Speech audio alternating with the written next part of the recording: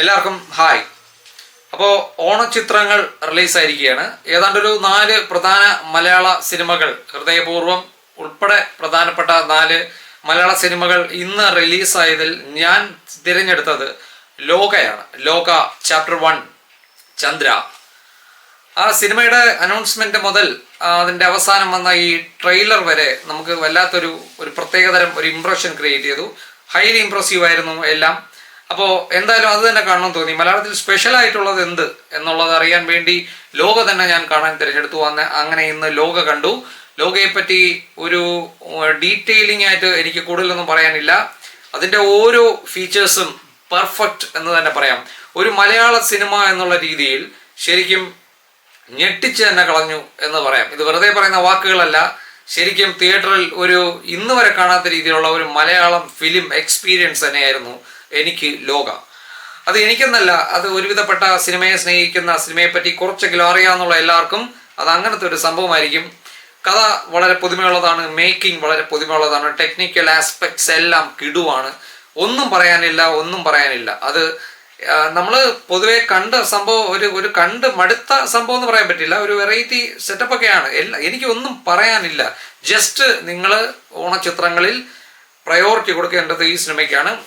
എന്ത് കാരണവശാലും തിയേറ്ററിൽ പോയി കുട്ടികളെ പ്രത്യേകിച്ച് കൊണ്ടുപോകണം. അതിൽ നിങ്ങൾക്ക് സർപ്രൈസിങ് ആയിട്ടുള്ള കുറച്ച് എലമെന്റ്സ് അതിൻ്റെ അകത്തുണ്ട്. ശരിക്കും അതിൻ്റെ ഒരു ഞെട്ടൽ ഇതുവരെ മാറിയിട്ടില്ല. എനിക്ക് മലയാള സിനിമയെ ഓർത്ത് അഭിമാനം തോന്നുന്നു. ഇങ്ങനെ ഒരു പരീക്ഷണം, ഒരു പൂർണ്ണമായി വിജയിച്ച ഒരു മലയാള പരീക്ഷണം വേറെ ഉണ്ടെന്ന് എനിക്ക് തോന്നുന്നില്ല.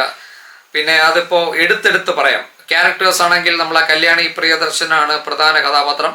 നമ്മൾ ഇന്നുവരെ കണ്ടതിൽ അവരുടെ ഒരു കിടിലം ഒരു റോള് തന്നെയാണ്. നമുക്ക് എന്തായാലും ആ ക്യാരക്ടറുമായിട്ട് ആപ്റ്റായി വരുന്നുണ്ട്. പിന്നെ നമ്മുടെ നസ്ലിനാണ് നടൻ. പതിവ് നസ്ലിനാണ് എങ്കിലും നമുക്ക് അദ്ദേഹത്തിന് ഇഷ്ടപ്പെടുന്ന കുറച്ച് കാര്യങ്ങളുണ്ടല്ലോ. പ്രേമലു സ്റ്റൈലൊക്കെ തന്നെയാണ് എങ്കിലും നല്ലൊരു നീറ്റായിട്ടുള്ളൊരു ക്യാരക്ടറാണ്. പിന്നെ ഫണ്ണി എലമെന്റ്സ് ഒക്കെ ഒരുപാടുണ്ട്, ചിരിക്കാനൊക്കെ ഒരുപാടുണ്ട്, കോമഡി ആണെങ്കിൽ അങ്ങനെ.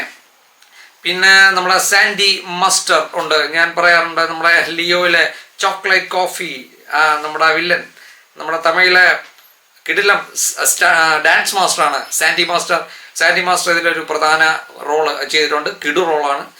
അങ്ങനെ ഇവർ 3 പേരുമാണ് അതിലെ പ്രധാനമായിട്ട് നിറഞ്ഞു നിൽക്കുന്ന ക്യാരക്ടേഴ്സ്. പിന്നെ വേറെയും കുറേ ക്യാരക്ടേഴ്സ് ഉണ്ട്. എല്ലാത്തിനുപരി നമ്മളെ ഞെട്ടിക്കുന്ന കുറച്ച് ക്യാമിയോ ക്യാരക്ടേഴ്സും ഇതിൻ്റെ അകത്തുണ്ട്. അതൊരു വലിയൊരു സർപ്രൈസിങ് ഫാക്ടറാണ്. അതങ്ങനെ പെട്ടെന്ന് പറയാൻ പറ്റത്തില്ല. അതൊരു കിടിലമാണ്. നമ്മളെ കോരിത്തെരിപ്പിക്കുന്ന രീതിയിലുള്ള 1-2 ക്യാമിയോ ക്യാരക്ടേഴ്സ്, അതായത് ഗസ്റ്റ് റോളിൽ വരുന്ന 1-2 ക്യാരക്ടേഴ്സും ഇതിൻ്റെ അകത്തുണ്ട്. അതങ്ങനെ ഇരിക്കട്ടെ. ഇനി ടെക്നിക്കൽ എഫക്റ്റ് പറഞ്ഞു കഴിഞ്ഞാൽ ക്യാമറയായാലും എഡിറ്റിംഗ് ആയാലും ഡയറക്ഷൻ ആയാലും എല്ലാം ഒരു കാര്യത്തിലും ആ സിനിമ ഡൗൺ ആയതായിട്ട് എനിക്ക് തോന്നിയിട്ടില്ല. ജേക്സ് ബിജോയുടെ BGM ആയാലും, ജേക്സ് ബിജോയുടെ BGM ആണ് ശരിക്കും ആ സിനിമയുടെ വേറൊരു പാതി എഫക്റ്റ് എന്ന് വേണമെങ്കിൽ പറയാം. നമ്മൾ ഈ അനാവശ്യമായി കുറെ BGM ഉണ്ടാക്കുന്നവരെയൊക്കെ പിടിച്ച് ഇങ്ങനെ തലയിൽ വയ്ക്കുന്നു. കറക്റ്റ് ജേക്സ് ബിജോ എന്ന് പറയുന്ന വ്യക്തി എല്ലാ ഭാഷയിലും തെലുങ്കിൽ ഉൾപ്പെടെ ചെയ്തിട്ടുണ്ട്. സൂര്യ സാറ്റർഡേ ആ ഫിലിമൊക്കെ ചെയ്ത ആളാണ്.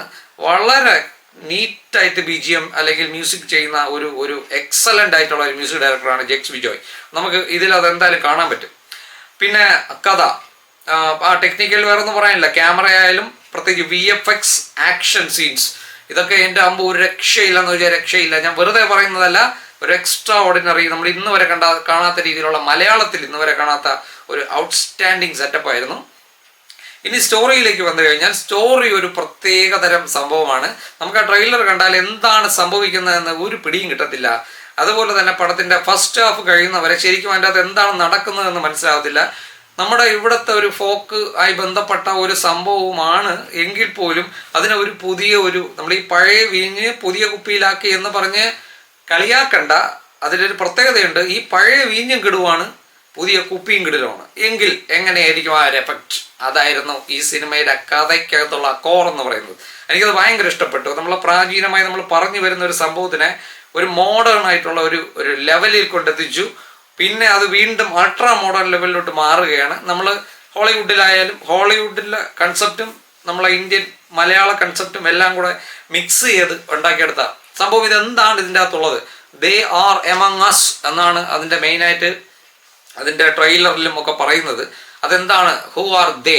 ആ ദേ ആർ എമംഗ് അസ്, അവർ നമുക്കിടയിൽ തന്നെ ഉണ്ട്. ആരാണവർ? ഇതാണ് കഥയിലെ ഏറ്റവും വലിയ സസ്പെൻസ് എന്ന് പറയുന്നത്. പിന്നെ ചാപ്റ്റർ 1 2.5 മണിക്കൂർ നീളമുണ്ട് ഈ സിനിമയ്ക്ക്.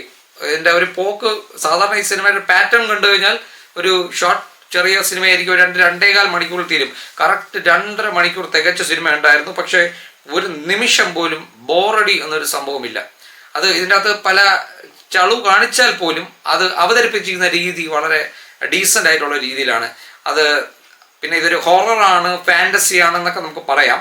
പക്ഷേ ഇതിനെല്ലാം ഉപരി നമുക്ക് സർപ്രൈസ് തരുന്ന 1-2 സംഭവങ്ങൾ ഈ സിനിമയ്ക്കകത്തുണ്ട്. പ്രത്യേകിച്ച് സിനിമ കണ്ട് തീരുമ്പോൾ ചാടിക്കേറി ഇറങ്ങി പോകരുത്. നമ്മളെ മാർവലിൻ്റെ ഒക്കെ സിനിമ കാണുന്ന ഒരു മൂഡിലുമാണ് സിനിമ കാണാൻ. ഫുൾ ടൈറ്റിൽ കഴിഞ്ഞിട്ടും ഒരു കട്ട് സീനുണ്ട്, സിനിമയുടെ ജസ്റ്റ് കുറച്ച് കഴിഞ്ഞിട്ട് ഒരു ചെറിയൊരു കട്ട് സീനുണ്ട്, ഫുൾ ടൈറ്റിൽ കഴിഞ്ഞിട്ടും ഒരു കട്ട് സീനുണ്ട്. അങ്ങനെ 2 കട്ട് സീനുകൾ കണ്ടിട്ടേ തിയേറ്ററിൽ നിന്ന് ഇറങ്ങാവൂ എന്ന് പ്രത്യേകം ഓർമ്മിപ്പിക്കുകയാണ്. അങ്ങനെ മൊത്തത്തിൽ ഒരു വെറൈറ്റി സർപ്രൈസിങ് ഫിലിമാണ് എന്തൊക്കെ പറഞ്ഞാലും. അപ്പോൾ ഓണച്ചിത്രങ്ങൾ ചൂസ് ചെയ്യുമ്പോൾ ഞാൻ വീണ്ടും പറയുകയാണ്, ഓണച്ചിത്രങ്ങൾ ചൂസ് ചെയ്യുമ്പോൾ തീർച്ചയായും ആദ്യത്തെ പ്രയോറിറ്റി ഈ സിനിമയ്ക്ക് തന്നെ കൊടുക്കുക. യാതൊരു നഷ്ടവും ഇല്ല. ശരിക്കും ഒരു വണ്ടർഫുൾ ആയിട്ടുള്ള ഒരു എക്സ്പീരിയൻസ് ആണ്. എനിക്ക് മലയാള സിനിമയിൽ തന്നെ ഒരു ടേണിംഗ് പോയിന്റ് ആണ്. അതായത് പരീക്ഷണം ഇത്രത്തോളം 100% വിജയിച്ച ഡയറക്ടർ അല്ലെങ്കിൽ കഥാകാരൻ, മേക്കർ എന്താണോ ഉദ്ദേശിച്ചത് അത് ഇത്രയും ക്ലിയർ ആയിട്ടും ഭയങ്കര എഫക്റ്റോട് കൂടിയും നമ്മളിലേക്ക് എത്തിക്കാൻ പറ്റിയത് ഒരു ഭയങ്കര സംഭവമാണ്. ഇനി ആക്ഷൻ ആണെങ്കിൽ അങ്ങനെ സിനിമ ഞാൻ പറഞ്ഞല്ലോ സ്ലോയിൽ തുടങ്ങി ഒരു ഇൻ്റർവെല്ലിൽ ഒരു സർപ്രൈസ് തന്ന് സെക്കൻഡ് ഹാഫ് വീണ്ടും പടത്തിൻ്റെ ചൂട് കൂടി ക്ലൈമാക്സ് ഒക്കെ എത്തുമ്പോൾ എക്സ്ട്രാ ലെവലായിട്ടുള്ള ഒരു സംഭവമായിട്ടാണ് സിനിമ തീരുന്നത്. എല്ലാ തരത്തിലും ഒരു ടോട്ടൽ സാറ്റിസ്ഫൈങ്, കൈ അടിക്കാത്തവൻ വരെ കൈ അടിച്ചിട്ടേ ഇറങ്ങി വരൂ. അങ്ങനത്തെ ലെവൽ സാധനങ്ങൾ സിനിമയ്ക്കകത്ത് ഇട്ട് കൊടുത്തിട്ടുണ്ട്. Must watch. മലയാള സിനിമ സ്നേഹിക്കുന്നവരെന്നല്ല, ഒരു പാൻ ഇന്ത്യൻ ലെവലിൽ തന്നെ മലയാളം പൊങ്ങി വരാനുള്ള ശരിക്കുള്ള ഉദാഹരണം ഈ സിനിമയാണ്. ഓക്കെ.